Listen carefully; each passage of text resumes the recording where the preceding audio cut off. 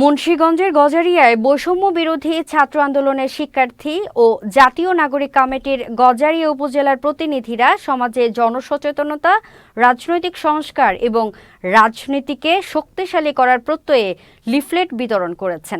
সোমবার ঢাকা চট্টগ্রাম মহাসড়কের হোসেনউদ্দি ইউনিয়নের জামালউদ্দি বাসস্ট্যান্ড থেকে বাউশিয়া ইউনিয়নের পাখির মোড় বাসস্ট্যান্ড পর্যন্ত বিভিন্ন পয়েন্টে স্থানীয় দোকানি, পথচারী ও নানা শ্রেণী পেশার মানুষের মাঝে লিফলেট বিতরণ করা হয়। এ সময় উপস্থিত ছিলেন তানভীর আহমেদ, নূরে আলম হোসেন, মোবারক হোসেন ও নাজমুল সরকার সহ অন্যান্যরা।